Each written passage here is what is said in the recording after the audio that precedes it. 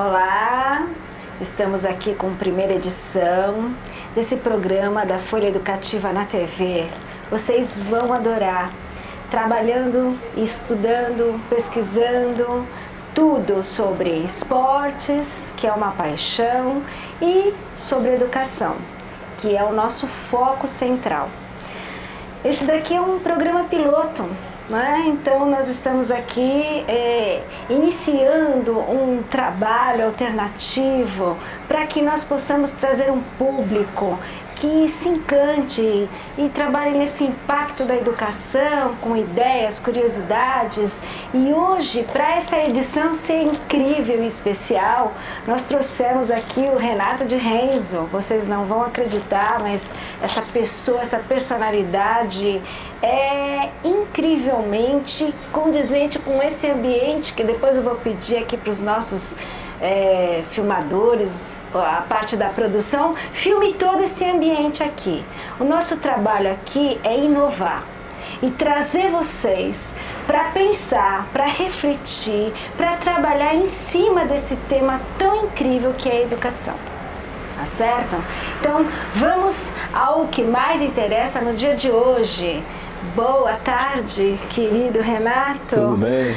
Prazer, eu não sabia. Primeiro programa esse? Esse inaugural. Você tá assim, pé direito, mão direita, tudo direito. Legal, e o o esquerdo também. Opa, não é certo? Sorte pra todos Ou nós. pé esquerdo, mão esquerda, porque eu quero que você fale muito desse projeto Tantan aí. Então, eu acho que vamos começar com o pé esquerdo, mão esquerda Vale também. tudo, isso Em é vez bom. de começar com o pé, a gente começa com a Você falou mão. uma coisa muito boa, que é assim, né? Essa coisa do inovar. Você falou da educação e de propostas novas, ideias novas. Eu acho que aí a Tantan é um exemplo disso. Acho que isso é bem legal. É por isso que eu acho que esse programa vai ser marcante. Marcante para todo mundo. Porque nessa questão de educação, a gente tem que começar a enfocar temas que tenham propostas que funcionam na realidade. Propostas sérias. E não propostas fechadas, porque são propostas abertas, né? Então, assim, é lógico que é uma honra estar aqui com você. Me sinto super feliz e quero mais que esse seja o primeiro de milhões de programas. Porque a gente precisa passar informação. Né? Se a pessoa vai fazer alguma coisa com essa informação ou não, o problema é da pessoa.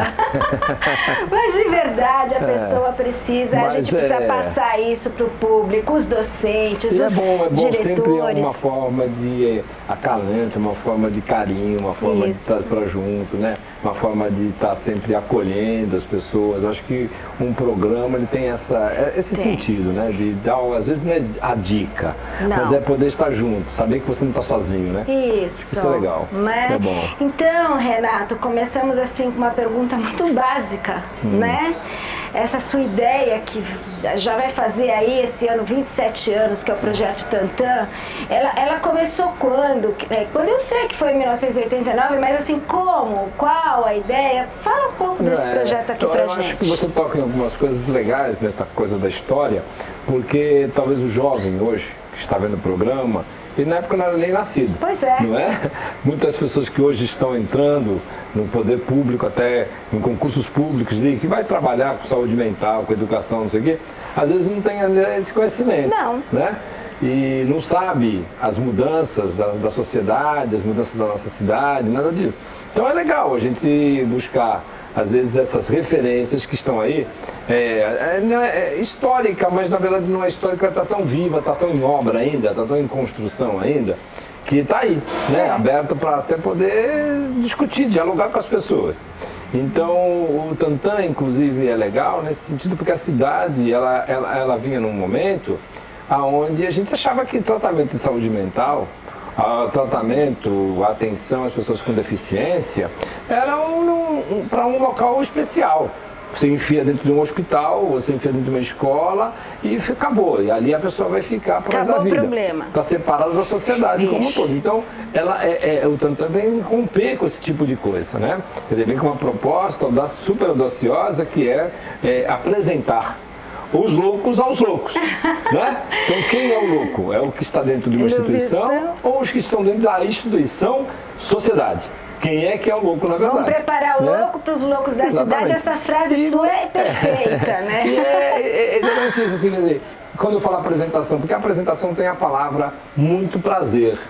E isso é extremamente significante, isso é de um significado muito forte. Tem que ter exatamente observação nesse sentido do prazer.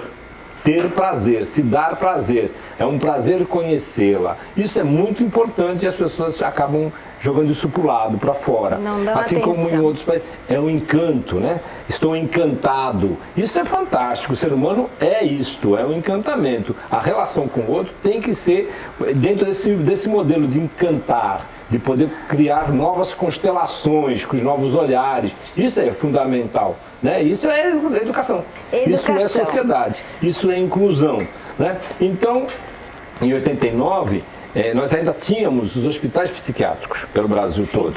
Nós ainda tínhamos as escolas, famosas escolas especiais, como temos ainda até hoje. As escolas especiais. Nós tínhamos instituições para tomar conta do seu filho enquanto você vai trabalhar, enquanto você vai viajar para o exterior. Nós ficamos com o seu filho que tem, incomoda. Não vou nem chamar, não vou nem falar que tem isso ou tem aquilo, mas incomoda. De alguma forma. Basta ver que as pessoas escondiam seus filhos. Elas não saíam para passear. Você não via as pessoas com deficiência na praia, andando de barquinho, ou participando de outros movimentos, de trabalhar principalmente, você não via. O máximo, uma pessoa que tivesse uma perna menor do que a outra podia trabalhar. Mas fora isso, estavam todas elas internadas. Inclusão no trabalho, nenhuma. Nenhuma. Então, ali naquele momento, em 89, nós tivemos a sorte, assim, de ser a cidade que partiu para poder experimentar, colocar em prática uma nova relação de tratamento e de cidadania. Foi quando vários depoimentos, vários documentos mostravam que a Casa de Saúde Anchieta na verdade, não era um local de tratamento, era um local de isolamento e dos piores. Assim como era também em todo o Brasil. A gente às vezes fala assim, não, em Minas tinha isso, eu vi no livro, tá? Santos é exatamente igual àquilo. As pessoas excluídas, era um modelo, as pessoas jogadas no chão, as pessoas de chiqueirinho, as pessoas amarradas, as pessoas tomando eletrochoque punitivo, as pessoas não sabiam o que estavam tomando de medicamento, então tomavam o famoso coquetel de remédios. A gente nem vai falar da família dessa pessoa. Nossa, né? pelo amor de Deus, Bom, totalmente tudo. esse assunto, tá. Então, uma coisa muito, muito louca. E isso, às vezes a gente vê agora, né, que tem, eu li isso. Isso estava na nossa cidade. Verdade, estava aqui acontecendo. Ali era um local de internação de toda a Baixada Santista. A referência de saúde mental era aquilo. Então, em 89 nós conseguimos fazer uma intervenção. O governo municipal, na época, fez uma intervenção por maus tratos, né? E eu fui chamado logo 2 meses depois da intervenção, porque o banho quente já existia. O medicamento já existia. Uma cama já existia, eram coisas que não existiam, hein? E tal. Mas o que fazer com essas pessoas? Como inserir elas dentro de uma sociedade? Um lugar que está chamado de saúde. Não vai fazer que nem Esparta, jogar todos da montanha, né? Não tem como. Então, quer dizer, que isso aí, quando a gente fala em cuidar, a gente imagina que tenha banho, imagina que tenha cama, que tenha comida. Né? Então isso é o básico, lógico. Agora, o que fazer? Né? E aí entra a arte, que é maravilhosa, aí entra a questão, por exemplo, do teatro, das artes plásticas, da comunicação e tal, que ela tem esse resgate quase que por natural, não é? Ela tem de resgatar as coisas que foram de alguma forma castradas em você, né? E aí entra a nossa tradicional escola, no sentido de que aonde você deveria ampliar, aonde você deveria abrir, você na verdade acaba castrando. Você começa a colocar tantos limites que a pessoa fica exatamente uma pessoa limitada, né? Então, conclusão, a revolução se fez muito rápida. Quando aquelas pessoas começaram a querer falar, querer mostrar o que sabiam fazer. Querer se expressar. Eu vou te dar um exemplo fantástico, já que eu sei que você gosta de artes plásticas. Sim, eu sou formada em artes plásticas. Então, eu vou te dar um exemplo maravilhoso. Eu à noite, assinava um termo de responsabilidade e saía com os usuários ou pacientes do hospital, ia para um local ao lado, uma casa ao lado, que era chamada de a ala universitária. Ficou nem cadeia, né? Que a ala universitária é melhor do que... Então tinha uma ala chamada ala universitária. E aí e vinham pessoas, assim, os que estavam internos, de várias alas, eram 11 alas no hospital. E aí eu, nessa salinha, eu fazia uma apresentação geral e apresentava um livro para eles. Mas é interessante trazer, por exemplo, o Picasso. Eu acabei de dar uma aula de História da Arte e eu falo sobre o que ele... Eu choro toda vez que eu falo sobre o quadro Guernica. Eu choro.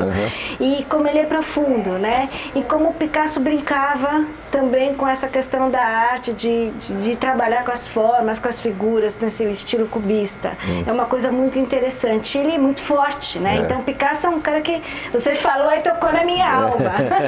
Já de propósito, né? Vai, mas aí ele perguntou, né, da loucura e tal. Ele, não, mas ele não é louco, ele é um artista, não sei o que, não sei o que. Aí ele falou assim, não, ele é louco. Porque quando eu fico louco, quando eu fico na minha crise, eu vejo a cidade desse jeito. E apontou uma obra cubista do Picasso. Olha entendeu? só. Isso, por exemplo, é uma coisa nova. Porque bárbaro. Jamais você sabe, ou você consegue imaginar qual é a leitura ou qual é a visão do louco em crise. Poxa. E ele estava ali comparando com as obras cubistas do Picasso. Então isso é muito rico. E isso, de alguma forma, não é, a gente não pode falar, isso era uma terapia ocupacional. Isso não é, então vamos fazer alguma coisa com isso para ocupar o tempo. Muito pelo contrário. Isso é uma leitura sobre exatamente o homem. Isso é um registro, isso é uma linguagem. Uma linguagem. Isso é uma linguagem. E aí, você sabe que as relações e a estética se trava pela linguagem. Entendeu? Então, isso é no ensinamento para o hospital. Isso é no ensinamento para aquelas pessoas que estavam atrás de suas mesas há anos, né, sem conseguir enxergar a linguagem do outro. Isso é importante. Sem conseguir enxergar aquele indivíduo. Exatamente. Exatamente então, aquele indivíduo. Quando tem aí por isso que essa paixão, mudança. por isso o seu projeto maravilhoso. Aí está a mudança. Não estamos mais agora falando de doença. Não estamos mais falando de quadros psicóticos. Agora nós estamos falando de Antônio, Maria e João. Isso é muito importante. Pessoas, essa é a né? grande mudança nesse trabalho. É você esquecer a doença, o quadro, o diagnóstico, os números, e você vê na pessoa o nome dessa pessoa. Muito prazer, eu existo e eu sou isso. O poder de você poder estar lidando com o outro, dialogando. Por isso que a linguagem é a convivência.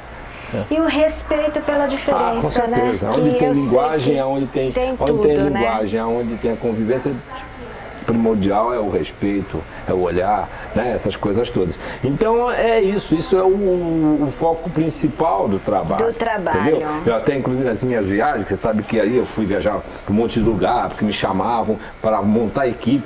Aí fala assim, mas a gente faz pintura aqui também? E não acontece isso, mas é lógico, mas é que eu não faço pintura. Você tem um outro trabalho, um outro olhar para isso, pintura, né, Renato? Né? Você fala, eu fico encantada. E eu acho que, assim, a gente tem tanta coisa que esse programa vai ser pequeno. Já estou pensando que você vai ter que voltar aqui de alguma maneira, né? Não pode ser no segundo, mas pode ser no próximo. Porque temos muita coisa para falar. Essa questão da inclusão é uma questão muito séria no nosso país. É uma questão que não está resolvida ainda. Temos muitas leis, projetos de lei. Eu agradeço a Constituição, a LDB e tudo mais que vem aí pela frente, mas está tudo muito mal resolvido. E esse seu projeto, caminhamos pouco, né? Exatamente. Então, assim, aguarda aí, gente, aguarda aí, porque vai ter agora, então, um intervalinho, né? E a gente volta rapidinho para continuar te escutando. Tá bom, querido?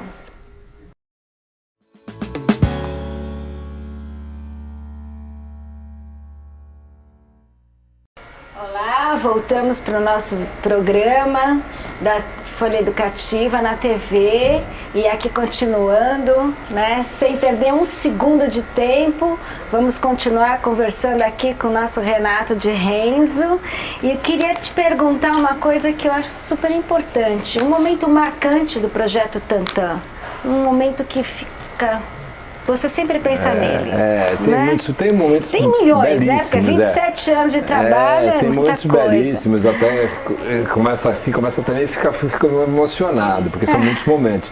Você imagina um lugar com quase 700 pessoas e cada um que você conseguiu fazer voltar para a família ou trabalhar, se relacionar de outra forma com a sociedade, ser aceito pela sociedade, né? Ser respeitado pela sociedade. Eu acho que esses são momentos fantásticos que ocorreram, são super marcantes.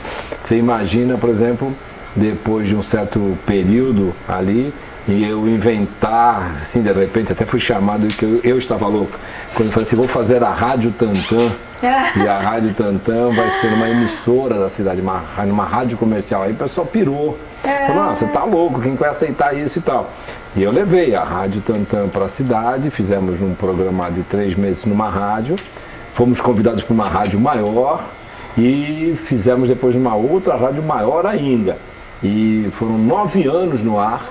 Nossa, um programa que espetáculo, né? Que a gente tinha os locutores. Os locutores. Incrível. Um programa que viajou pelo Brasil todo. Eu levei essas pessoas, os locutores, pelo Brasil, viajando comigo e fazendo show da rádio.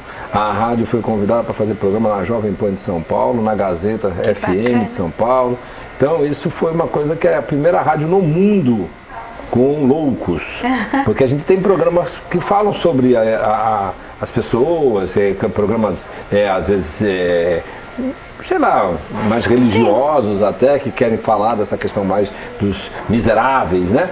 Mas ali não, ali são os miseráveis fazendo os programas. Eles em prática, eles eram os âncoras do programa, né? Que perfeito. Então isso foi um momento extremamente marcante, não só para mim, mas para a saúde mental como um todo. Isso está em todos os registros de livros de saúde mental. Está essa marca. Porque a saúde mental ela é uma gama, né, de coisas. Um dos tripés da saúde da cidadania é a saúde mental. Porque o tripé da saúde, ele é o seu estado físico, mental e social. Então Você ele sabe, é um tripé Renato, da sociedade, não tem como cortar. Interessante isso que você falou agora, me veio na cabeça uma coisa muito que eu li há pouco tempo, que o século XXI é marcado por essa questão da depressão, da bipolaridade, né, dessa questão que também entra dentro dessa saúde mental da pessoa. Né? E também é marcado pelas invenções das doenças, né? Ah, sim! Então algumas coisas aí são reais, outras são totalmente imaginárias, né? Porque também o século passado, a marca maior do século passado, 90 e tantos %, é a solidão. Pois é. Então, quanto mais a gente tem a internet, isso e aquilo outro, também o homem ficou isolado, ficou sozinho. Isso acaba até E aí isso produz as doenças, produz as manias, produz a falta de afeto, doença do afeto, o ser escutado, né? O ser visto, o estar com o outro. Então, também conseguimos marcar a era da inclusão, provocando exclusões. Com certeza. Né? Então também tudo isso é bastante significativo e importante para que a gente possa também analisar, ver, falar da nossa sociedade. O quanto a gente cresceu, o quanto a gente conseguiu essa comunicação global, mas também o quanto a gente excluiu, o quanto a gente produziu de refúgio. Olha, você está falando sobre isso, né? E me veio uma outra pergunta na cabeça. É um ponto marcante sempre, que imagino que deve ter te emocionado, milhões de coisas que aconteceram, né? Nós, como professores, quando o aluno descobre que o A é A, a gente chora, né? Então, também teve momentos bem difíceis. E aí, conta alguma coisa pra gente. Momentos difíceis tem até hoje, viu? Tá. Porque a gente fala Momento muito, difícil de hoje, eu quero que você fale daqui a pouco. Porque as pessoas, elas pensam assim, né? Como vê um sucesso de um projeto, a mesma coisa que o menino fala assim, você tá na Globo, acha que tá ganhando rios de dinheiro, não é? Outro dia mesmo eu tive esse debate com adolescentes, que eles achavam que iam para malhação e iam ficar milionários, né? Então, é uma coisa que é assim, o nosso sucesso é o trabalho, é a ideia, é o conceito, é a invenção, é isso daí. Mas, por exemplo, a gente briga o tempo todo, a gente vai para a rua o tempo inteiro buscar dinheiro, a gente tem que ir atrás de fazer projetos, a gente não basta só que você criar projetos, a gente tem que ser administrador, secretário, tudo que você possa imaginar, tem que brigar com o banco, tem que brigar com o poder público, tem que brigar com tudo.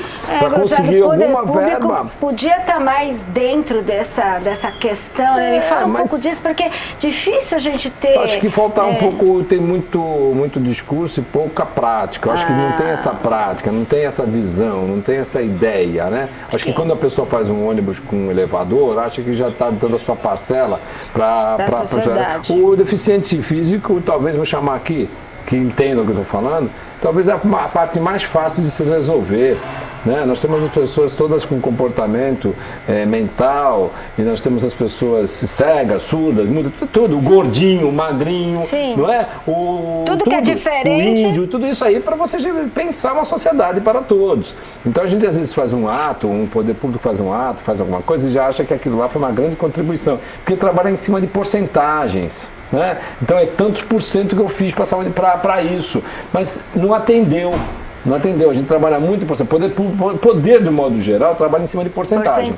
Né? Desemprego, a porcentagem tal. Só que ele não está dizendo que assim, como é que você conseguiu resolver o problema? Não resolveu. Você fez uma obra qualquer, empregou um monte de gente a um salário baixérrimo e você saiu do índice do desemprego. Acabou, saiu da estatística, acabou. Mas você não disse o que você fez.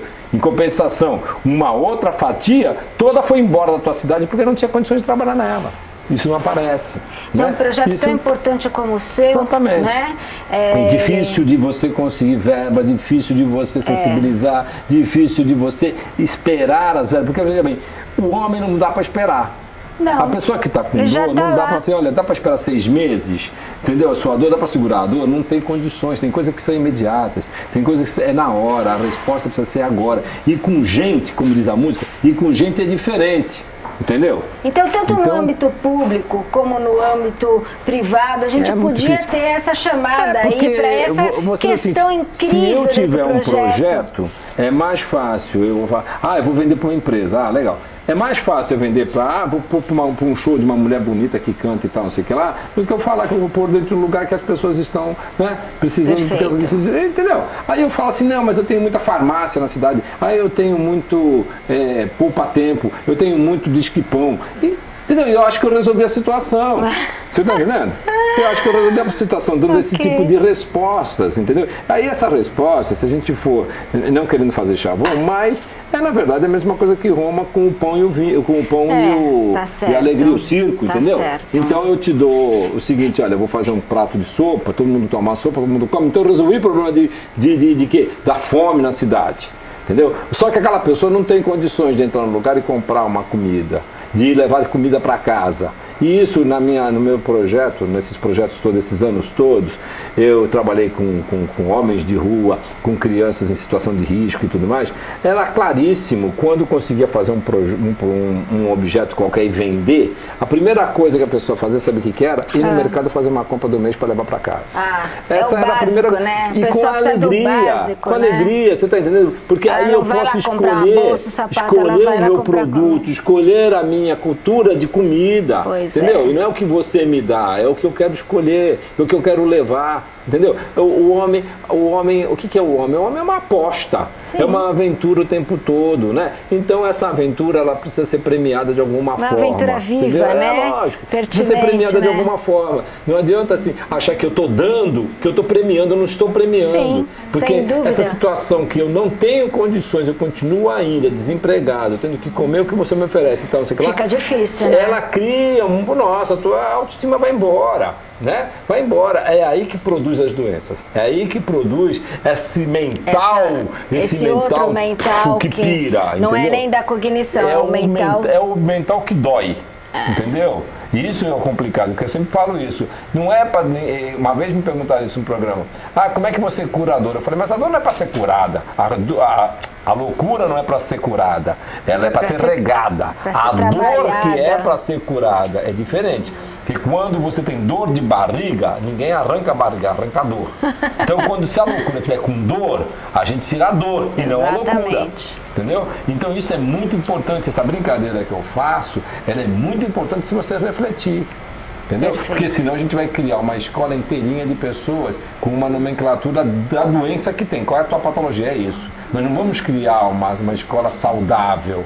Porque a minha visão já é uma visão que tem um vício de classificar as pessoas disso, daquilo, outro. Olha, Renato, eu acho que nessa questão educacional a gente está ainda caminhando muito devagar, muito devagar. Mas você vai voltar aqui para falar sobre isso. Eu queria que você falasse um pouco sobre o Holiday. Eu queria muito que você falasse sobre isso. O que já é isso? uma outra fase da Tantan, né? Isso. O Holiday é bem legal, porque quando eu chego por aí e falo assim, a gente atende as pessoas num local que tem música, tem som, tem cenários, e que é um lugar que também abre o final de semana para umas pessoas dançarem, tem banda. Nossa, mas é nesse lugar que é atendido as pessoas, então, porque as pessoas acham que as pessoas que têm alguma coisa só podem ser atendidas em laboratório, em hospital dia, em consultório, nessas coisas. Não é não. Então o Holiday é uma invenção, é um espaço criado por nós, pelo Aonde Grupo Tantan. Fala É lá na Centro de Cultura de Santos, na Pinheiro Machado 48, no terceiro andar. Era um canto do teatro, nós fechamos aquilo, construímos um baita de um cenário enorme com relíquias, com história das pessoas, porque é isso que tem lá, não é? E ali nós atendemos diariamente 200 pessoas, com tudo misturado. Ali nós temos pessoas com síndrome de Down, síndrome de Asperger, cego, surdo, mudo, gordo, magro, negro, tem tudo isso funcionando. São várias oficinas durante a semana toda, né? Nós temos 5 pessoas como nossos voluntários especiais, né? Nós temos ainda, às vezes, colaborações de alguns pais, algumas mães, mas o projeto é exatamente isso, que o filho seja um agente multiplicador, não é? É interessante envolver a família nisso. Nós temos um projeto, assim, por exemplo, o projeto Encontros, por exemplo. Por que esse nome? Quando vieram, nós temos filhos com Down, e o que a gente pode fazer? A gente queria fazer um teatro de Down. Eu falei, teatro de Down eu não faço, eu faço teatro. Perfeito. Então a gente quer o seguinte, que você deixar ele convidar alguém. O amigo, o vizinho e tal. Então é isso, quer dizer, é um grupo de teatro. Não é um grupo de teatro de síndrome de Down, é um grupo de teatro que mistura as coisas. Exatamente, as pessoas fazem teatro.